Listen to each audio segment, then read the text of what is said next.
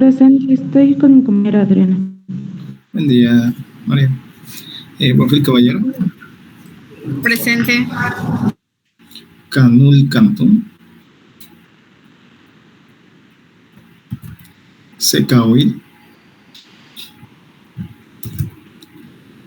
Senchul. Presente, buenas tardes. Buenas tardes, Karen. Cocón Buenfil. Presente, buenas tardes. Buenas tardes. Domínguez de la Cruz. Erosa Campos. Buenos días, presente. Buenas tardes. Buenas tardes. Ferreira Santos. Presente, maestro, buenas tardes. Buenas tardes. Galindo Aldana. Presente, buenas tardes. Buenas tardes. Gio Novelo. Presente, maestro, buenas tardes. Buenas tardes. Gómez Marfil. Buenas tardes, presente, doctor. Buenas tardes. Góngora Loesa. Presente, maestro, buenas tardes. Buenas tardes. González Magaña. Presente, doctor, buenas tardes. Buenas tardes. Guzmán Sánchez. Buenas tardes, doctor, presente. Buenas tardes. Hernández Castro. Presente, buenas tardes. Buenas tardes. Hernández Chi. Presente, buenas tardes. Buenas tardes. Hernández Góngora.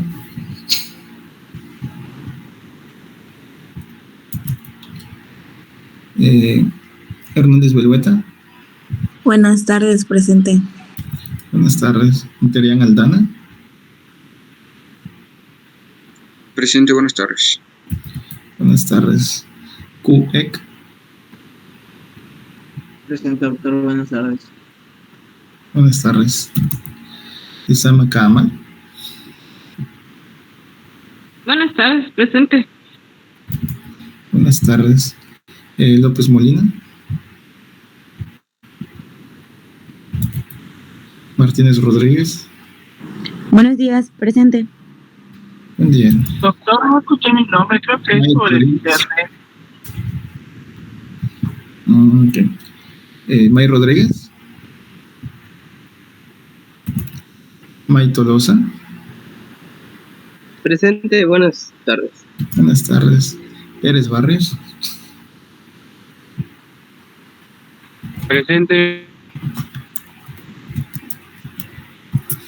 Pérez Puc.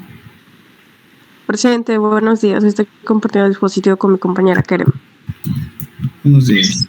Reyes Coyoc. Presente, maestro, buenos días. Buenos días. Rosado Castillo. Buenas tardes, presente. Buenas tardes. Segura Hernández. Buenas tardes, presente. Buenas tardes. Tobar Sosa. Buenas tardes, doctor, presente. Buenas tardes. Tuyutsun. Presente, buenas tardes. Buenas tardes. Uz López. Presente, buenas tardes. Buenas tardes. Ahora, ¿quiénes no escucharon su nombre? Ok. ¿Qué alguien más?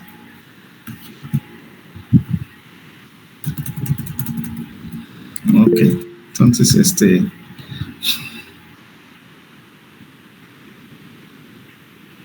ok, sí, está bien. Bueno, vamos a comenzar, nos quedamos con la clase. Voy a proyectar para que avancemos. Por un momento, por favor.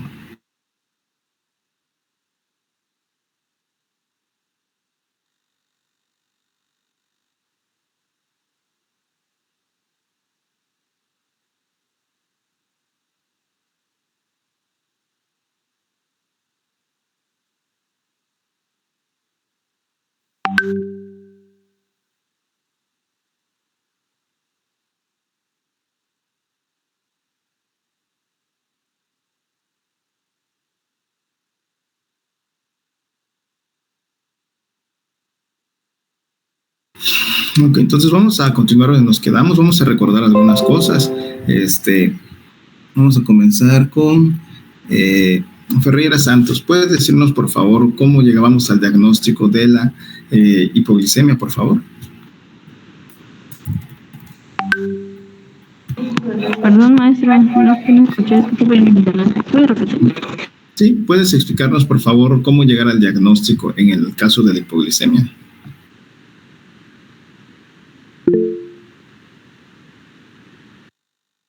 ¿Cómo llegar al diagnóstico de qué? Perdón, es que estoy fallando mucho. Adelante, Montserrat, por favor.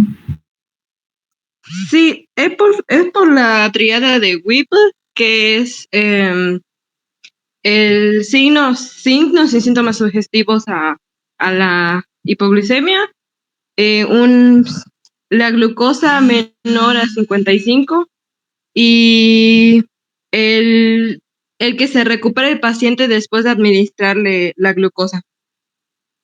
Ok, muy bien, es correcto. Esas son realmente las características principales de, o el diagnóstico en pocas palabras. Eso es lo que hay que recordar.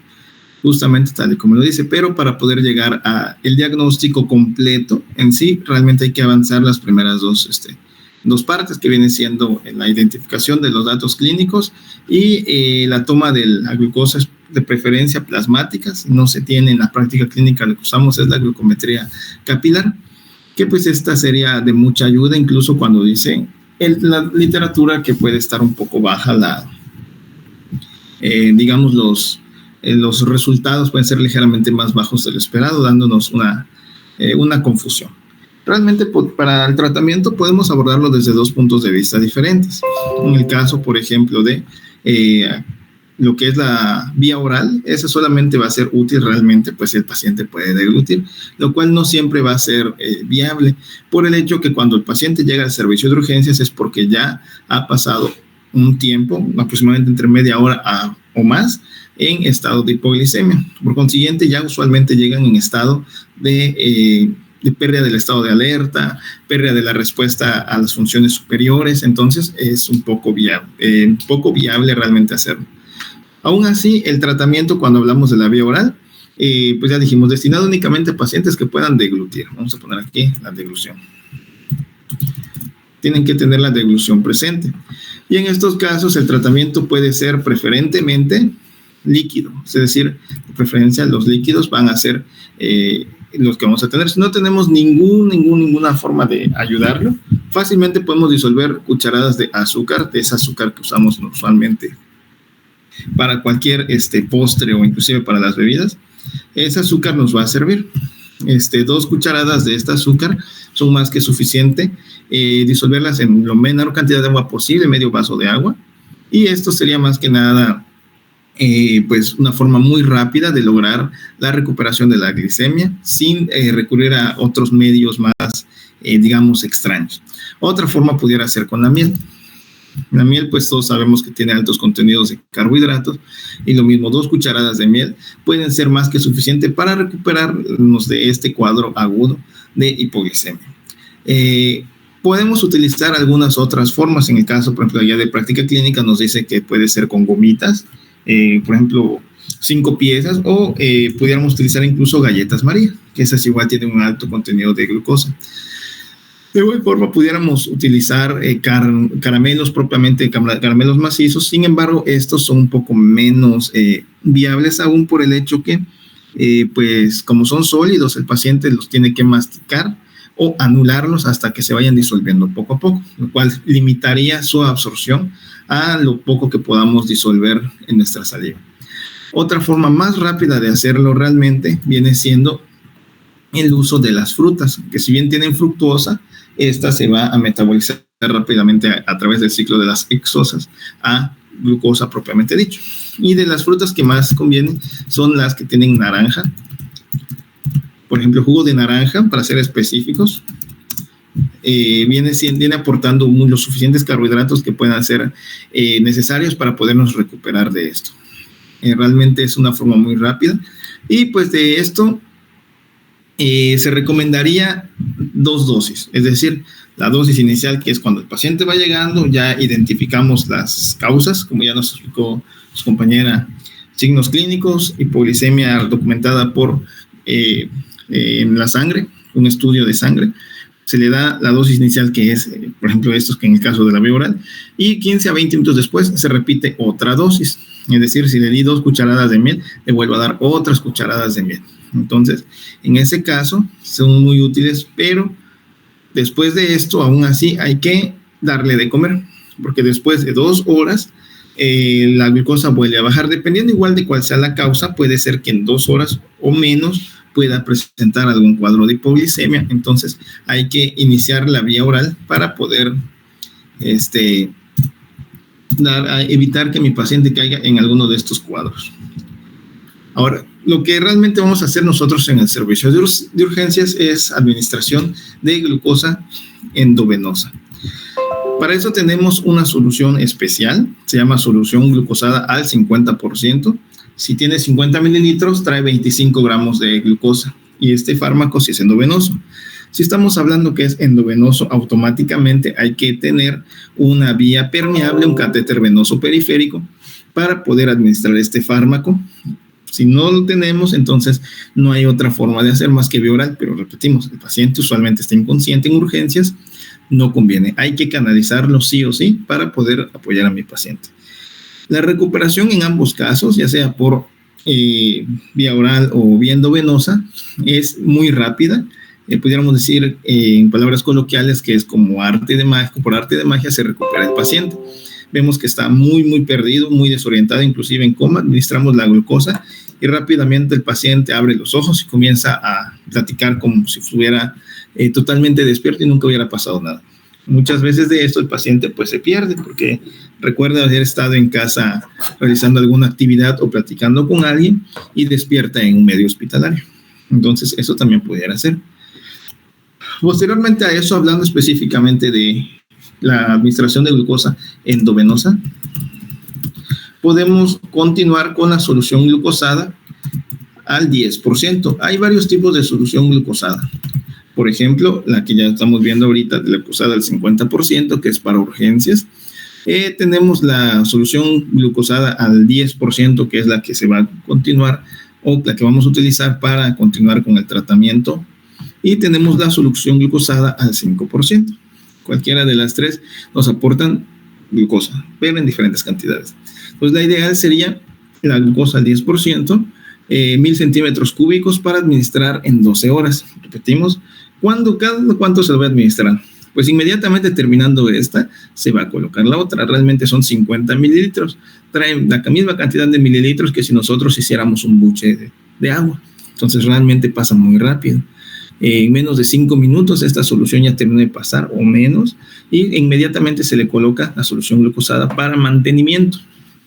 Ahora, cuando hablamos de, por ejemplo, que puede ser una intoxicación por alcoholismo, pero no una intoxicación aguda, sino una intoxicación crónica que nos lleve a la encefalopatía de Wernicke, entonces esta probablemente esté debidamente pronunciada por la presencia, o mejor dicho, por la ausencia de la tiamina. La tiamina actúa como un cofactor y interviene en los procesos de la glucosa, deshidrogenasa, alcohol deshidrogenasa, y pues al hacer esto, pues se termina el cofactor. Si no hay cofactor, no hay forma de metabolizar carbohidratos. Entonces, antes de colocar la solución glucosada, sería recomendable colocar una ámpula de tiamina. En el medio hospitalario lo que hacemos es, hay unas ámpulas especiales, que pues no las surte el hospital, hay que comprarlas, que se llaman MBI. Esta es una que ya viene concentrado de subtiamina, de niacina y de hidroxicobalamina, las cuales son más que suficientes para reponer lo que le falta al cuerpo. E inmediatamente después se le administra la solución glucosada. Primero le vamos a dar el cofactor para que pueda metabolizarlo y posteriormente la glucosa. Eso es lo que vamos a realizar. Ahora, si a pesar de esto mi paciente sigue teniendo la glucosa baja o tiene tendencia a eso, es decir, ya le administramos la solución glucosada y recuperó, pero al ponerle la solución glucosada al 10% todavía no está recuperando o hay tendencia a la hipoglicemia, podemos hacer uso de los esteroides.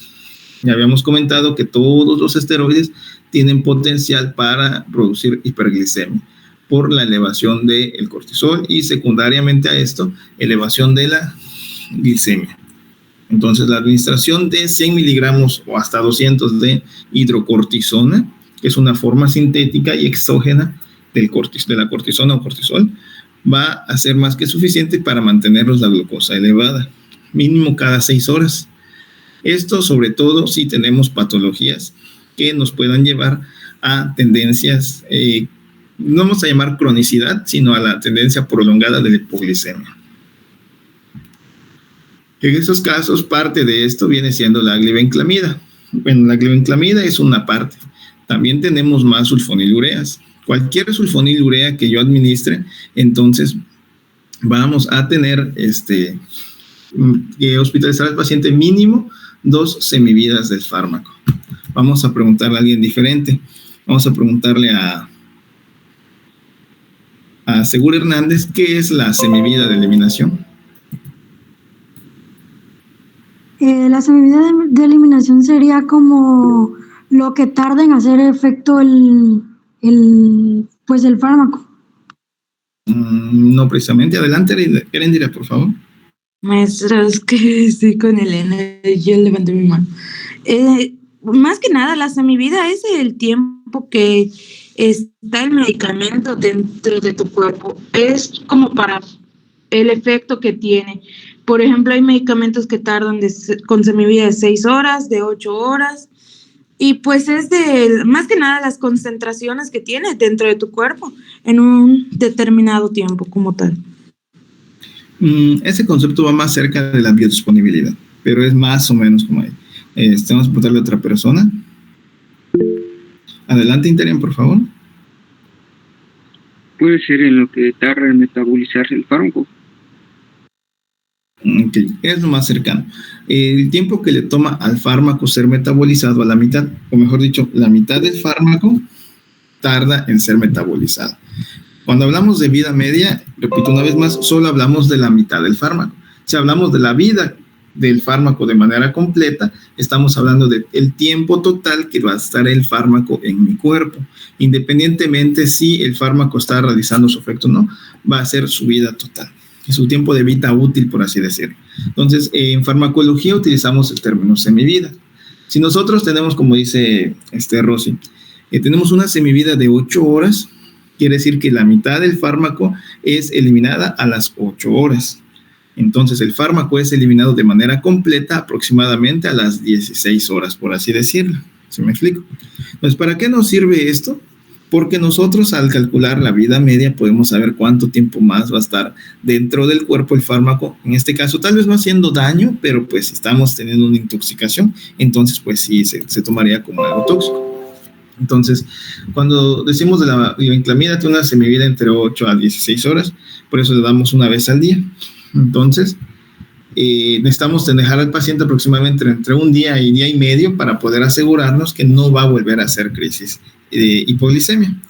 Si yo, por ejemplo, corrijo la hipoglicemia de mi paciente y regreso y todavía tiene el efecto del fármaco circulando en su cuerpo, ya vimos que en 2 horas o menos va a producir otra vez cuadros de hipoglicemia. Entonces, no es realmente muy útil egresar al paciente solo porque en el momento ya lo vi estable, por así decirlo. Entonces, ¿qué hacemos? Pues para empezar, la reposición de glucosa con glucosada al 50%, esa tiene que ser sí o sí.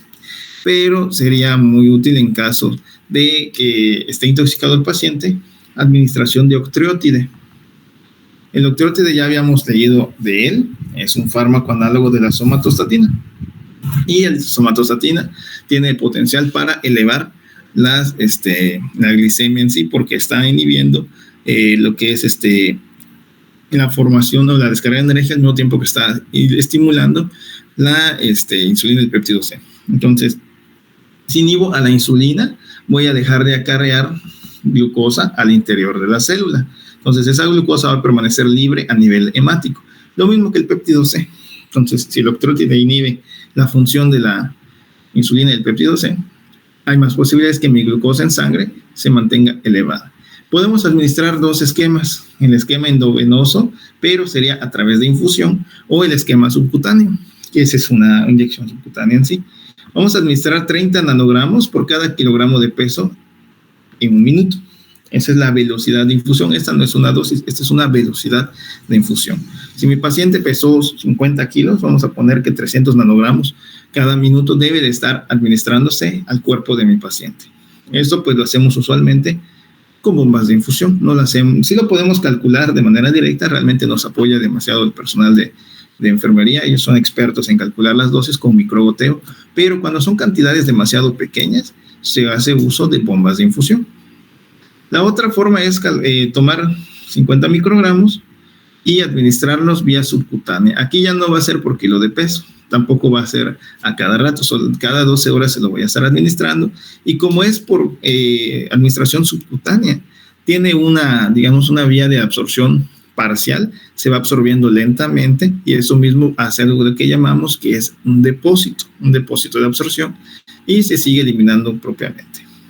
Entonces, en estos casos, esa sería una de las formas más rápidas de poder utilizar esta patología y cómo poder tratarla. Entonces, en todos los casos, utilizamos producción glucosada. Ahora, ¿qué pasa si mi paciente no utilizó ni glibenclamida, ni insulina, no tiene ninguna apariencia? El tratamiento inicial va a ser el mismo, que es administración endovenosa, pero después de esto, vamos a identificar la causa. Ya habíamos visto que anteriormente ya nos habían clasificado que si las causas eran en un paciente aparentemente sano, un paciente aparentemente enfermo. Aparentemente sano puede ser que realmente esté sano o que curse con una patología, pero que está en control. Entonces ya vimos que de los pacientes que están completamente sanos, que no tienen patologías, puede ser que de repente ha comenzado a producir el insulinoma, pues su efecto, producir insulina. Puede ser que este paciente haya tenido algún otro tipo de lesión, como pancreatitis en algún punto, o bien que tenga en algún momento un uso de fármacos indebidos. Ya vemos que, por ejemplo, a veces nos dicen, es que el medicamento me lo recetó el médico para tal cosa, y nos equivocamos y damos fármaco que no es. Entonces, no se descarta que en algún punto alguien haya leído, por ejemplo, que el fármaco sirve para algo y se los estamos dando de manera directa. Pudiera ser en algunos casos, no siempre, eso hay que investigarlo bien. Si estamos hablando de un paciente que sí está enfermo, pero no tiene apariencia de enfermo, se trata de una enfermedad, digamos, crónica, pero bajo control. Aquí vamos a tener ya el uso propiamente dicho de la insulina, de la glibenclamida en pacientes que tengan enfermedades propiamente dichas, y de otros fármacos, como vienen siendo incluso los betabloqueantes. También tenemos los pacientes que son propiamente con apariencia de enfermos, y aquí vamos a hablar de algo que ya habíamos comentado, de los bebés que cursan con macrosomía. No todos los bebés macrosómicos son hijos de madre diabética, pero sí las madres diabéticas usualmente tienen bebés macrosómicos. Como la mamá es diabética y no está en control, por ejemplo, en una resistencia de la insulina, la insulina que está a través de la mamá pasa hacia el bebé a través de la placenta, circulación materno-placentaria, y en estos casos, pues la insulina pues es un anabólico, ya habíamos comentado, produce un anabolismo celular, sintetiza rápidamente las células y por eso crecen mucho los bebés. Entonces, cuando el bebé nace, se corta esa comunicación de la alimentación, de la carga de glucosa constante, pero se mantiene todavía en el cuerpo del bebé circulando la insulina. Entonces, durante las primeras horas es necesario darle de comer a estos pequeños pacientes para que no caigan en cuadros de hipoglucemia. También vamos a tener, en este caso, las patologías del trastorno alimentario, por ejemplo, la anorexia, patologías que sean infecciosas, y pues vamos a tener en el último recuadro los pacientes hospitalizados propiamente dicho, que por ejemplo no sean por causas directas, pero que sí sea un paciente diabético en uso de insulina, pero con alimentación parenteral, es decir, ya sea sonda nasogástrica o una sonda de gastrostomía. En estos pacientes, si nosotros nos confundimos y ponemos más dosis de insulina y la alimentación no es lo suficientemente rica en carbohidratos, podemos nosotros de manera indirecta producir crisis de hipoglucemia. No se descarta nunca los tumores productores de insulina. Tampoco se descarta los, digamos, patologías que produzcan ansiedad, porque pues esas patologías en un cuadro inicial de hipoglucemia sí pueden causarnos confusión. ¿Hasta aquí alguna pregunta o duda? Entonces vamos a pasar rápidamente al apartado de la cetoacidosis diabética. Cuando nosotros vimos la tablita en acidosis metabólica, el cuadro, habíamos comentado que la cetoacidosis propiamente dicho decía su nombre a sí misma. Si estamos hablando de que es por causas diabéticas, se presenta hiperglicemia, un paciente con hiperglicemia, un paciente hiperglicémico. Si tiene cetosis, entonces es por elevación de las cetonas urinarias o en sangre. Realmente son las mismas, solo que se están eliminando a través de la orina ya, y el otro todavía no se ha metabolizado. Y propiamente acidosis, específicamente acidosis metabólica. Los parámetros que ya habíamos memorizado para la acidosis metabólica va a ser en general para cualquier acidosis metabólica. Los parámetros que vamos a ver para la cetoacidosis son única y específicamente para cetoacidosis, para, digamos, diferenciarla de otros tipos de acidosis como el estado hiperosmolar hiperglicémico. Entonces, ya que tenemos marcadas estas tres partes, vamos a trabajar con algo que ya habíamos anteriormente. Ya habíamos visto que la vía simpática tenía un efecto principal sobre el cuerpo. Vamos a preguntarle a otra persona diferente. Saraí, ¿puedes explicarnos, por favor, qué efectos tiene la vía simpática sobre el cuerpo en cuanto a la regulación hormonal?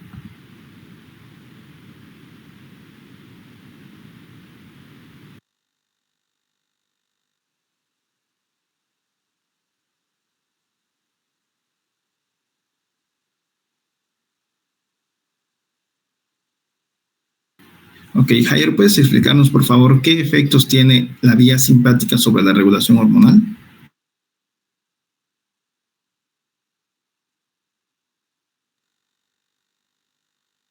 Perdón, maestro, no lo entendí, no lo escuché. ¿Qué efectos tiene los fármacos, la vía simpática, perdón, sobre la regulación hormonal?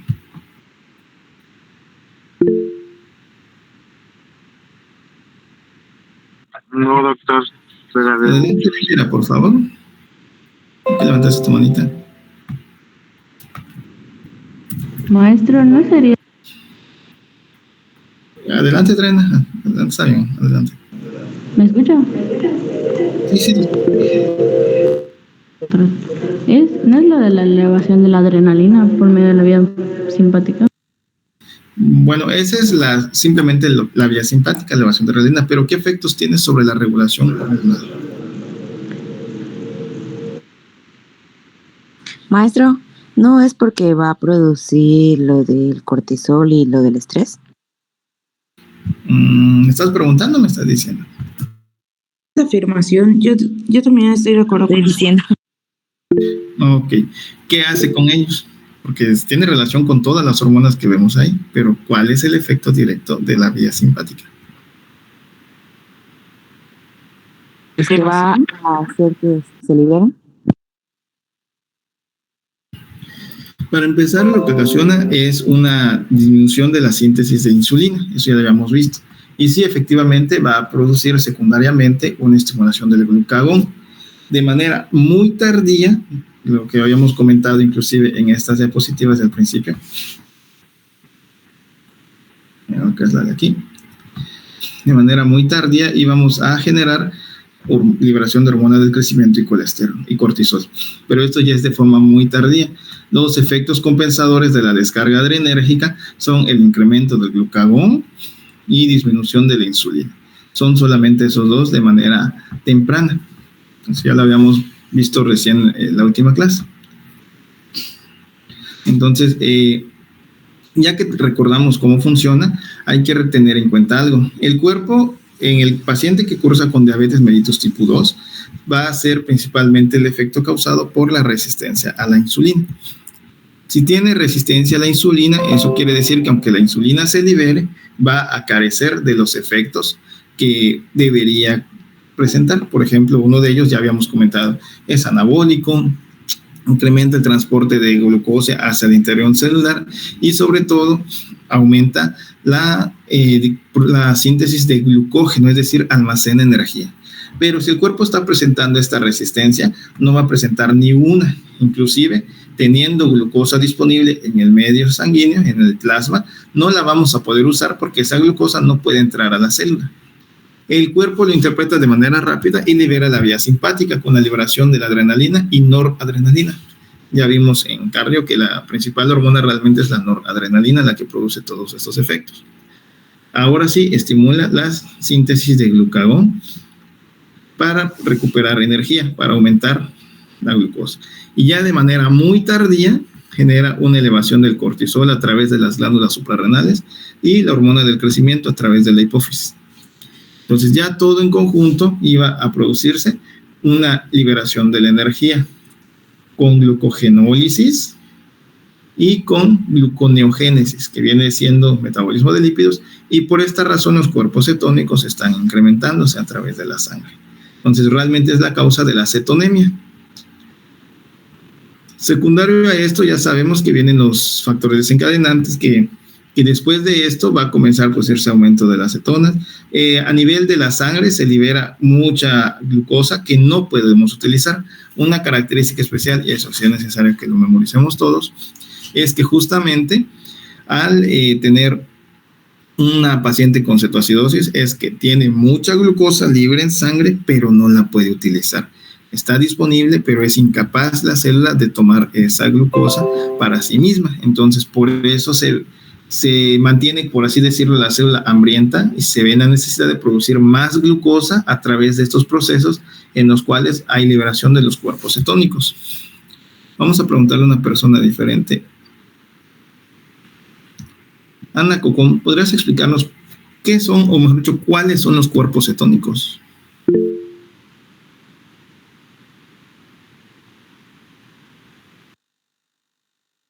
Adelante, Erendira. Son los triglicéridos, doctor. No precisamente, los triglicéridos son un tipo de lípidos, pero no son resultados del metabolismo lipídico. Cuando se deshacen y en los ácidos grasos y todo eso. No, sigue siendo parte del proceso pero no es precisamente esto. Adelante, Randy, por favor. No eran los restos de los lípidos, los residuos de los lípidos. Sí, pero ¿cuáles son esos cuerpos cetónicos?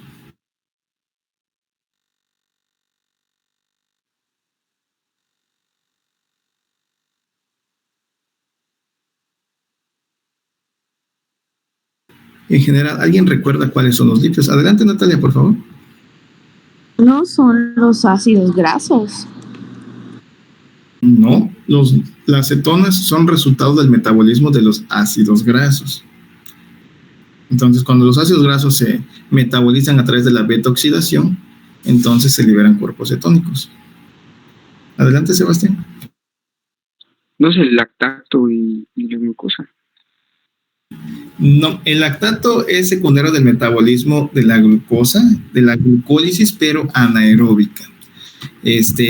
Stephanie, ¿podrías explicarnos cuáles son estos metabolitos de los que estamos hablando?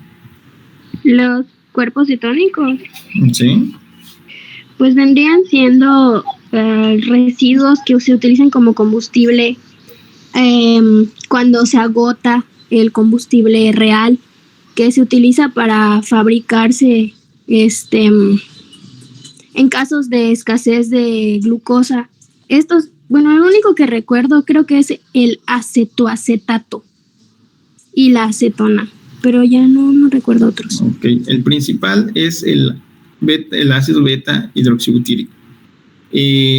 No son, digamos, sustratos para producir energía. Acabamos justamente de explicar que son resultado de la obtención de energía a través del lípido. Los cuerpos cetónicos no producen energía, ni nos van a servir para nada más que para elevarse en la sangre, causarnos acidemia, y posteriormente nos van a dar muchas náuseas, vómito y dolor abdominal. Eso ya lo vamos a ver ahorita en el mecanismo clínico. Entonces, cuando hablamos de esto, pues ya nos dijeron dos: el acetoacetato, la acetona y lo que es el beta hidroxibutirato, que es el principal. Ahorita vamos a hablar de ellos. Ahora, factores desencadenantes de los problemas de cetoacidosis.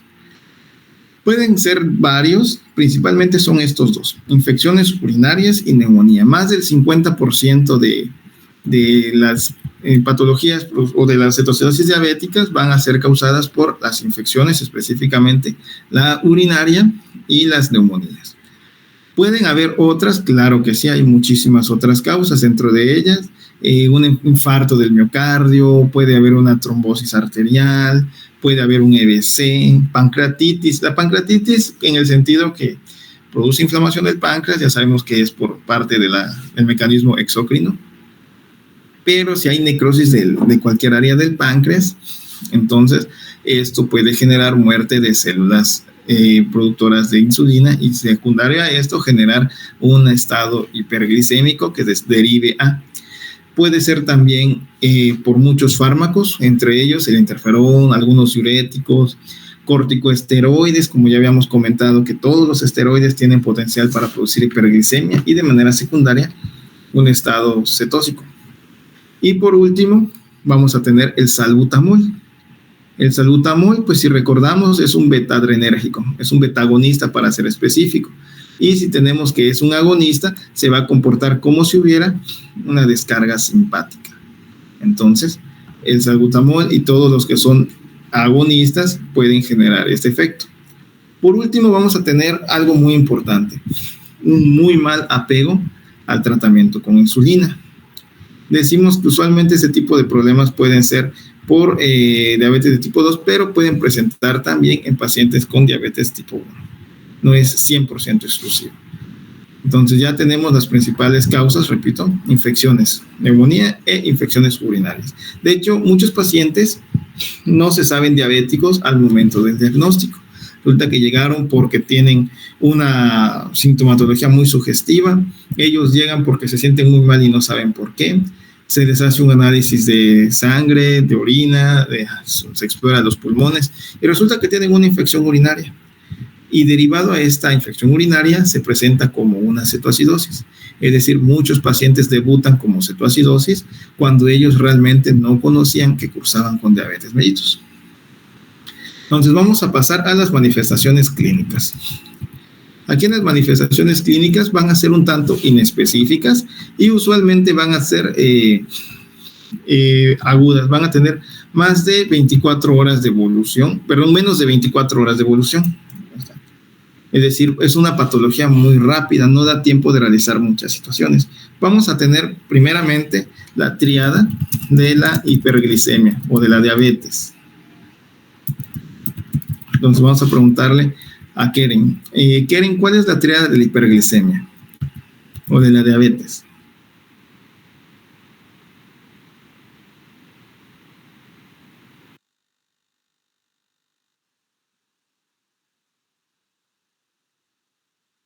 Luis, ¿pudieras decirnos cuál es la tríada de la diabetes o de la hiperglicemia? Maestro, es la poliuria, polidipsia y...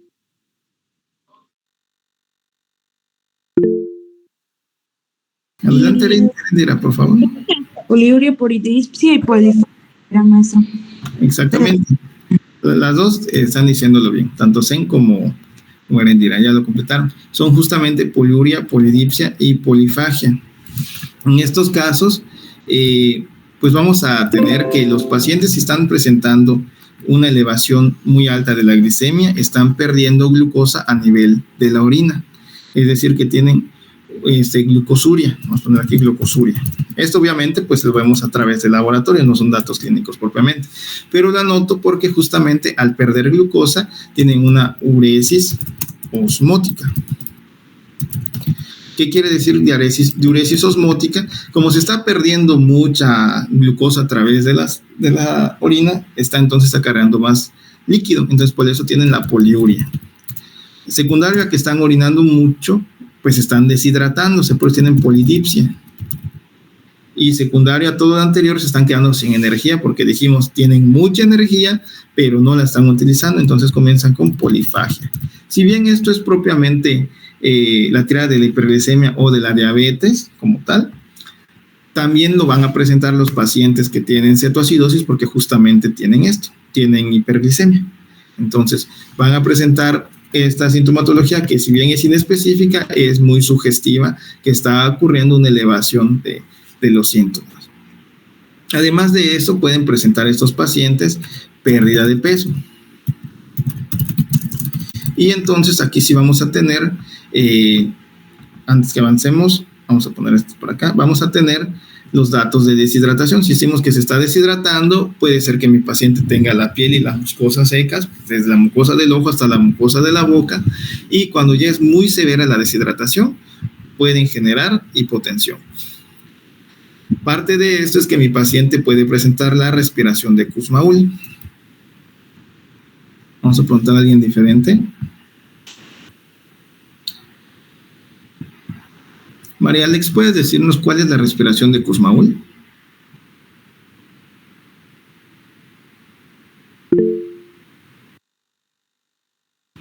Son las respiraciones agitadas. Bueno, una agitación en sí no es sinónimo de respiración de Kussmaul. Tiene un patrón específico. Adelante, Stephanie. Son las respiraciones profundas y como que muy forzadas, como que el paciente no está respirando normal. Bueno, o sea, no es una respiración normal, pero se está obligando a respirar. Muy bien, adelante, Natalia, por favor, compleméntanos, por favor.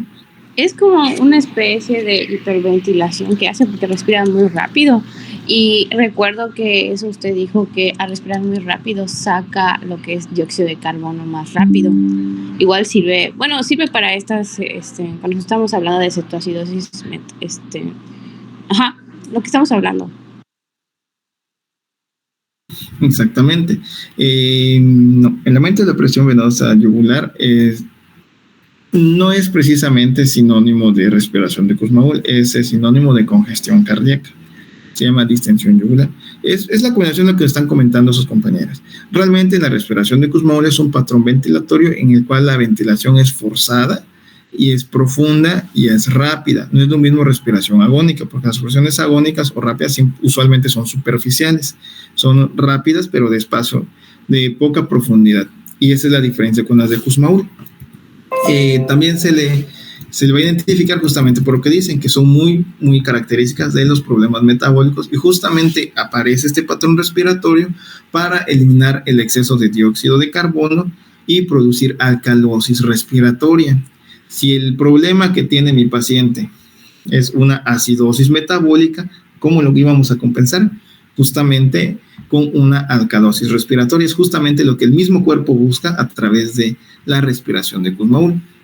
Ahora, ya que tenemos el proceso de deshidratación secundario y los síntomas básicos, vamos a ver los síntomas relacionados a la cetonemia. Vamos a poner en mayúscula. La cetonemia en sí yo no puedo valorarla más que clínicamente, pero si yo me acerco mucho a mi paciente, puedo percibir esto que pusimos acá abajo, y que lo vamos a poner en grandote en este momento, es el aliento cetósico. Ya lo habíamos comentado en varias ocasiones, y si bien el libro solamente lo maneja de manera superficial, hay que profundizar por qué se produce el aliento cetósico. El libro solo dice respiración rápida con patrón de Kussmaul, ¿ok? Pero el aliento cetósico es justamente porque al haber un metabolismo de lípidos, se están produciendo justamente esto, cuerpos cetónicos. Vamos a poner por acá. Y los cuerpos cetónicos, al aumentar en la sangre, sobre todo el que más se produce es el beta-hidroxibutirato, va a generar, para empezar, dolor abdominal. Resulta que las cetonas en el cuerpo producen mucho dolor en el abdomen. Además de esto, van a presentar muchas náuseas y, por consiguiente, mucho vómito. Las cetonas son de las principales causas de náuseas y vómitos en las patologías cetósicas propiamente dichas, y en la cetoacidosis son las que se encargan del dolor en sí. El paciente no tiene dolor porque tenga hiperglicemia, tiene dolor porque el incremento de los cetonas está generando este tipo de malestar. Digamos que no es muy amigable con el cuerpo la cetonemia. Entonces van a haber síntomas propiamente de la hiperglicemia, síntomas propiamente de la cetonemia en sí. Además de todo esto, vamos a poder observar un síntoma más, un signo muy característico, que es la pérdida del estado de alerta. Esto puede ser producido directamente por la hiperglicemia o puede ser producido por la deshidratación. Ya habíamos comentado que la deshidratación por sí sola ya pudiera generar datos de de mareo, somnolencia, disminución del estado de alerta. Entonces, si aparte de eso tenemos hiperglicemia, también puede generar estos síntomas. Esto usualmente ocurre en pacientes que tienen estado hiperglicémico hiperosmolar, pero también puede ocurrir en los pacientes con cetoacidosis que tienen menor de 320 miliosmoles, propiamente dicho, de osmolaridad. Recordemos que el normal es de 275 a 295. 320 ya está muy elevado.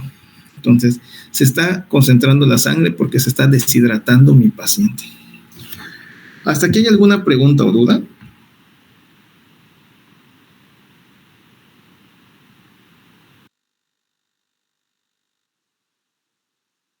Disculpe, ¿y cuándo se podría decir que o sea, es que una vez un reporte que decía, le daban insulina, pero decía diabética no insulino dependiente?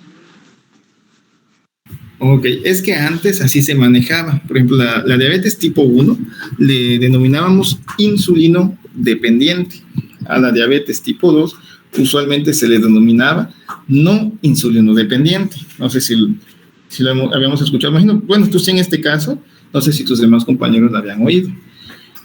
Cambió esta denominación porque si bien los pacientes que tienen diabetes tipo 2 son por resistencia a la insulina, también se puede utilizar insulina para su tratamiento. Por ejemplo, a lo mejor alguien de nosotros tenga un conocido, un familiar, que cursa justamente con diabetes tipo 2, pero sí tiene tratamiento con insulina. No sé si me estoy explicando. Entonces, ahora solamente decimos tipo 1 y tipo 2. Pacientes con diabetes tipo 2 se les da fármacos para sensibilizar el cuerpo a la insulina, que es la metformina, y aparte se le puede dar otros fármacos para ayudar a controlar mejor, como los que ya hemos visto, hipoglicemiantes o euglicemiantes. Y sí, también se les puede poner, entonces ya no se les maneja de ese tipo. Digamos que es una clasificación no muy reciente. ¿Sí me explico? Maestro, gracias. Ok, ¿alguna otra pregunta o duda?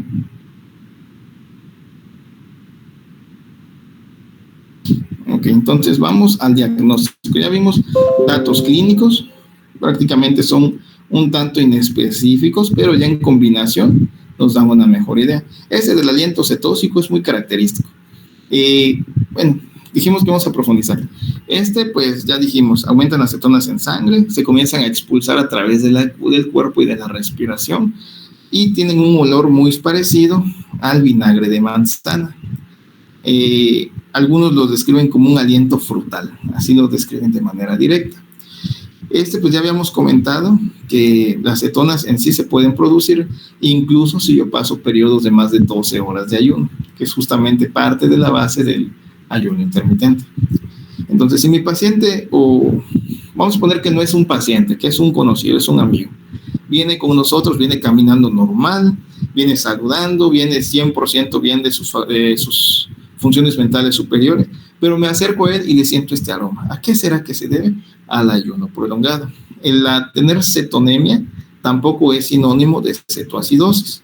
Si nos acordamos de la tablita que dibujamos en la pizarra, decía que si había cetonemia teníamos que descartar ayuno o alcoholismo cuando había una glucosa normal, o una cetoacidosis si hay una elevación de la glicemia, justamente por eso. Entonces, es sinónimo de elevación de las cetonas, pero no sinónimo de cetoacidosis propiamente.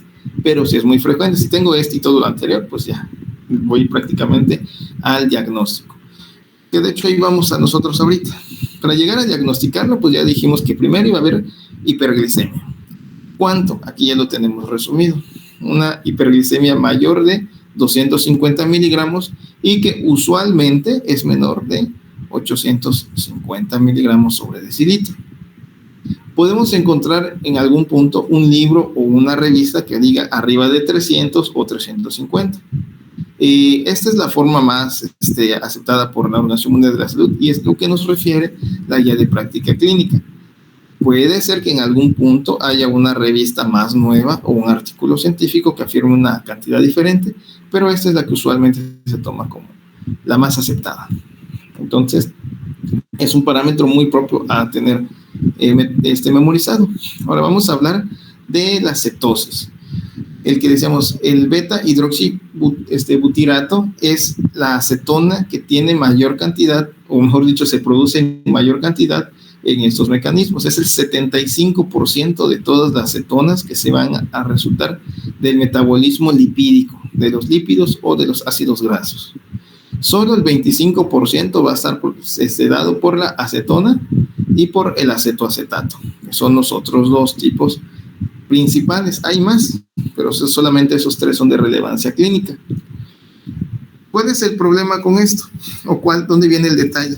La mayor parte de los estudios que son de sangre, propiamente dicho, para medir cetonemia, pueden detectar el beta-hidroxibutirato, que eso pues va a estar súper bien porque es el que más se eleva. Pero nosotros habíamos comentado que pedíamos una tira de orina. Puede ser que yo pida una tira de orina, es un urolapstics le llamamos, o puede ser que sea a través de un examen general de orina. Pero al fin y al cabo, incluso el examen general de orina, la parte físico-química es a través de una tira reactiva. Todas o casi todas las tiras reactivas que se manejan en México detectan acetona y acetoacetato. De tal forma que esto puede confundir un tanto el estudio. Para el diagnóstico, pues como está muy elevado, sí los detecta de manera directa. Pero si yo quiero dar un seguimiento para saber si ya está recuperado mi paciente, tal vez ahí sí haya un problema, porque cuando ya comiencen a bajar, va a parecer que mi paciente ya está curado, incluso si todavía está elevado. Porque al fin y al cabo, pues es lo que más vamos a encontrar. No sé si me estoy explicando o hay alguna pregunta o duda. Ok, entonces, para el diagnóstico propiamente de la cetoacidosis, tener más de 3 milimoles sobre litro de cetonas o cuerpos cetónicos es diagnóstico. Es decir, ya tenemos dos parámetros. Glucosa arriba de 250 miligramos sobre decilitro y acetonas, cuerpos cetónicos mayores de 3 milimoles litro. Cuando ya el paciente se está recuperando, que ya está en proceso de esto, vamos a tener que se considera ya recuperado cuando disminuye por debajo de 0.6 a 0.3 milimoles sobre litro. Entonces, es cuando yo digo mi paciente se está realmente recuperando. Ya vimos dos parámetros, la hiperglicemia y la cetosis.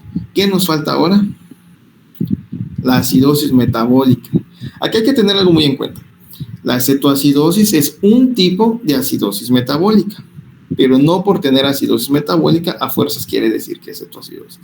Los parámetros que vimos anteriormente son para para detectar una acidosis metabólica, por así decirlo, genérica.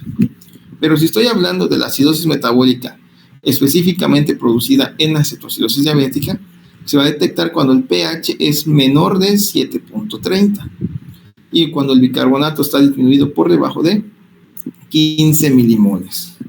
Si yo tengo una gasometría con cuerpos cetónicos positivos, que no me dice cuántos, pero me dice que hay, y tengo un pH de 7.33 y un bicarbonato de 18, automáticamente mi diagnóstico de cetoacidosis está descartado, porque por definición cetoacidosis es un pH menor de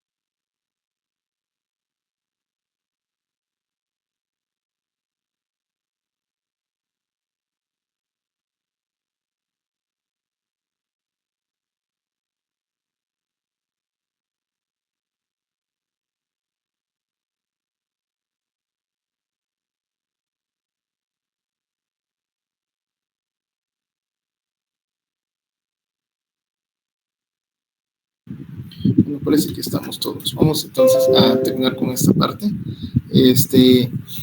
Bueno, pues ya sabemos que a todas las acidosis metabólicas le vamos a calcular el anión GAP.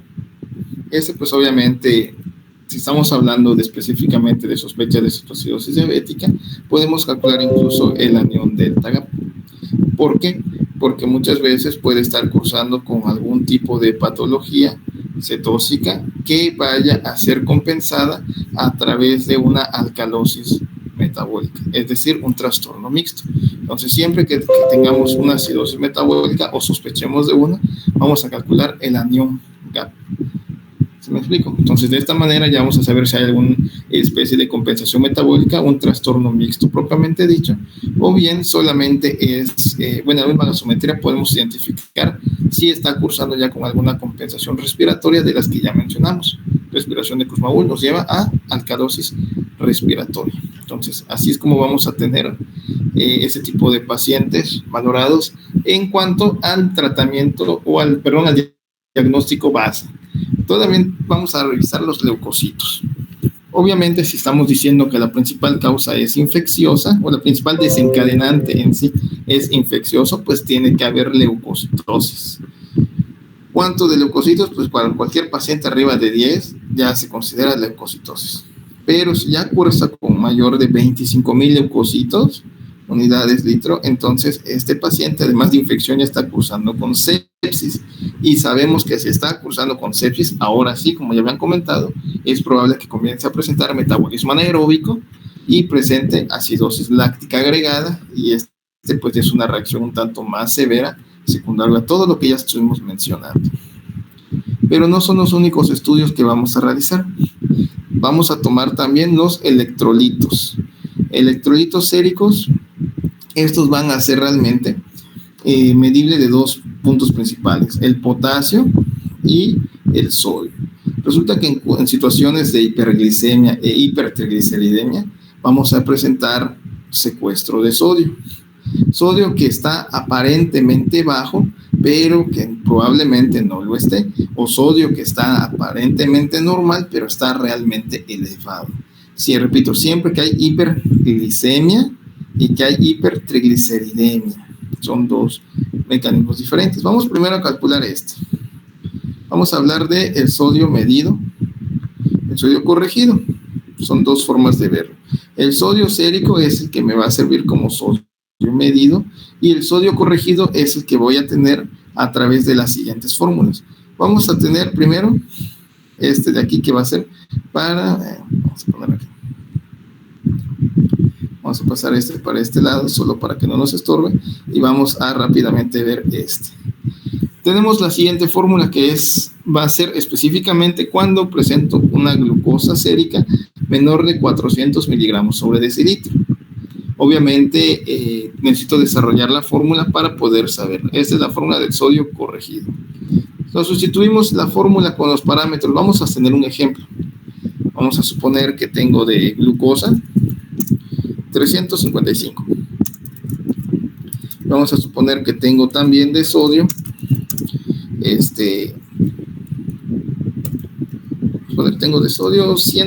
130, vamos a poner 130 miliequivalentes. Cuando yo desarrollo la fórmula, lo único que voy a hacer es, digamos, lo que vamos a hacer en sí es sustituir los valores. Es lo único, no vamos a rompernos la cabeza poniendo más. Pongo el sodio medido, ¿cuánto tengo? 130. Sodio medido, 130. Sustituyo aquí en la fórmula glucosa medida. Ok, glucosa medida, 355. La fórmula nos dice que vamos a restar primero la parte de adentro. Es decir, 130. Bueno, primero aquí adentro. ¿Cuánto es el 155 menos 100? Entonces nos va a quedar 255. Ya desarrollamos la primera parte. Ahora, ¿cuánto nos da? 0.016 multiplicado por 255. Háganlo, por favor, para que vayamos viendo cómo se resuelve. 4.08. 4.08. Entonces ya vamos a poner aquí ya el desarrollo de la fórmula. 130 más el resultado de todo eso, que es 4.08. Entonces, ¿cuánto es mi respuesta de mi sodio corregido? 134.08. 134.08. Si ya con esto decimos, bueno, pues no estaba tan bajo, aquí está en hiponatremia, mi paciente, pues sí lo está, pero ya cuando lo corrijo veo que no está realmente muy afectado. Aparentemente no es mucho esto, pero para fines de la sangre, pues como sabemos que son rangos muy específicos, puede ser que mi paciente sí lo esté interpretando como una hiponatremia verdadera. Como vemos, no es muy complicada la fórmula, solamente es sustituir los valores en sí, no es tan pesada. Esta fórmula la voy a hacer, repito, independientemente de la gasometría, porque si nos damos cuenta, esto no tiene nada que ver con el pH. Aquí lo que quiero es medir el grado de deshidratación. Entonces, sería la forma de verlo. Repito, una vez más, eso es si mi paciente tiene un una glucosa menor de 400. Pero, ¿qué pasa si mi glucosa es mayor de 400? Ahora, voy a hacer pequeño esto y vamos a agrandar aquí. Glucosa mayor de 400. La fórmula es muy parecida, lo único que va a cambiar es el 0.024. Antes era 0.016. Son 0.08 más de cantidad. Lo mismo vamos a calcular, pero ahora con un parámetro, un ejercicio, que sea una glucosa mayor de 400. Vamos a poner una glucosa de 650. Y que tenga un sodio de 130. Vamos a poner 128 para que se vea más marcado el ejercicio.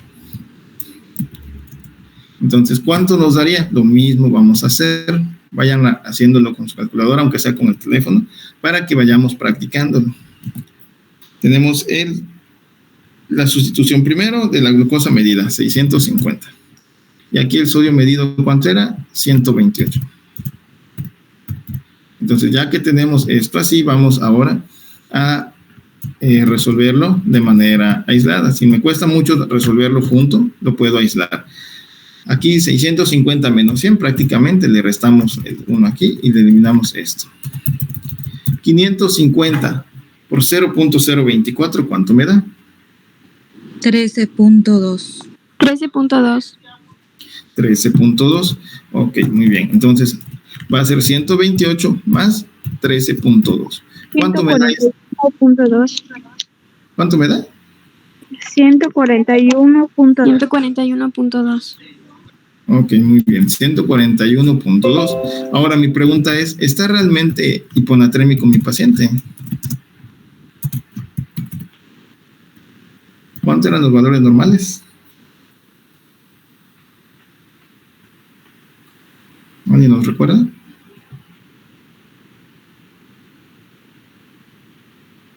De 135 a 140. 135 a 145. Está casi. Pero si vamos a la interpretación de esto, vemos que realmente aquí estaba muy fuera de rango. Estaba 7 unidades menores del límite inferior. Ya dijimos que para el cuerpo humano eso es muchísimo. Y aún así vemos que no, que el sodio realmente lo tenía normal este paciente. Tenía entre 145 y 135. Entonces, si yo dijera, bueno, tengo un déficit de sodio, voy a corregirlo, puede ser que este paciente, en lugar que yo le corrija el sodio, lo lleve tal vez a 150, y aquí ya está en hipernatremia, ¿sí me explico? Y la elevación abrupta del sodio sin medir las consecuencias me puede llevar a una patología neurológica llamada desmineralización pontina.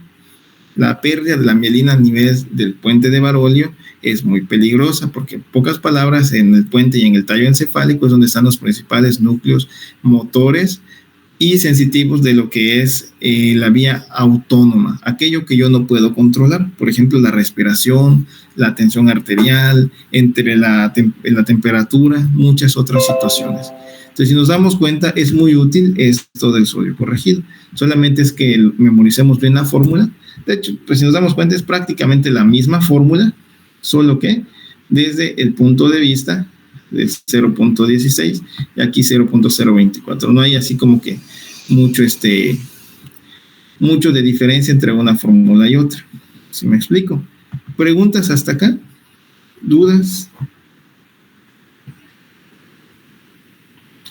Ok, si no hay dudas ni preguntas, vamos a este apartado. Vamos ahora a la valoración del potasio. El potasio puede estar variable, dependiendo de en qué punto nosotros lo valoramos. Por ejemplo, la insulina incrementa la entrada de la glucosa hacia el interior celular, pero como, digamos, de manera secundaria presenta un transporte de la glucosa más el potasio. El potasio se va de colado. Entonces, si el potasio está afuera, cuando entra la glucosa, entra también el potasio, porque en el cuerpo humano el potasio sérico no puede estar muy alto. Pero ahorita en esta patología tenemos que la insulina no está realizando su función. En teoría, si yo lo tomo de manera inicial la prueba, puedo encontrar el potasio elevado, porque realmente lo puede estar. Pero ¿por qué aquí dice elevado y disminuido? Porque después de un tiempo, por la hiperglicemia, ¿qué íbamos a presentar? Dijimos, glucosuria. La glucosa se está perdiendo a través de la orina y eso generaba poliuria. Cada que yo voy está activa la vía renal, pierdo potasio. Entonces, entre más falla la insulina, más calemia. Pero entre más orina mi paciente, me lleva a la hipocaliemia. ¿Sí me explico? Entonces, puede ser que lo encontremos elevado o puede ser que lo encontremos muy disminuido. Lo más común es encontrarlo disminuido en este caso. Ahora, hay otro detalle a tener en consideración, que es la deshidratación. Si tal vez mi potasio está realmente elevado, pero aparentemente elevado porque el paciente también esté deshidratado. Aquí, como contamos en un principio, vamos a tener que desarrollar un criterio clínico propio para poder identificar esto. Ya no es tanto de memorizar fórmulas, sino de interpretar estas fórmulas y estos parámetros. Mañana vamos a continuar con lo que es el diagnóstico diferencial cómo identificar cuando realmente se trata de esta y no de cualquier otra patología. Y el tratamiento, lean bien esa parte del tratamiento, pueden apoyarse de lo que es estas guías de práctica clínica, así se llaman, guía de práctica clínica para cetoacidosis diabética. Si me cuesta trabajo comprenderla o leerla porque está muy pesada, existen las llamadas guías de referencia rápida. Léanlas, por favor. La guía de referencia rápida también es de cetoacidosis y estado hiperosmolar para poder comprender de dónde salen todos estos números que vamos a ver. Entonces, no sé si hay preguntas o dudas. Si no, con esto terminaríamos la clase por hoy. Maestro, ¿solo vamos a ver eso mañana o vamos a avanzar al siguiente tema? Vamos a avanzar al siguiente tema. Ah, ok, O sea, para sí nos entregar debe la dar tiempo. ficha. Sí, sí nos debe dar tiempo, dependiendo igual de cuántos ejercicios realicemos de este, porque como comentaba, necesitamos igual desarrollar el criterio clínico para, son cositas que nosotros vemos, podemos decir, sí es esto, o no, ¿qué hago en caso de que mi patología se comporte así? Entonces son más que nada ejercicios mentales para que podamos ir identificando esto. Entonces, si nos toma mucho tiempo, tal vez no leamos el siguiente tema, sino mejor lo vamos preparando para que nosotros podamos entender mejor este tema. Estos dos temas que son cetoacidosis y estado hiperosmolar prácticamente van de la mano. No se puede ver un tema sin el otro. Pues de que pues están muy pegados. Inclusive la tabla del libro nos menciona que es prácticamente el mismo tratamiento para ambos. Si ya la leímos, vamos a encontrar que en la tabla de tratamiento de la cetoacidosis, ahí también está el estado hiperglicémico hiperosmolar. Entonces, pues, nos vemos mañana entonces. Tengan buenas tardes todos. Hasta luego. Maestro, entonces mañana solo se va a entregar cetoacidosis, la ficha.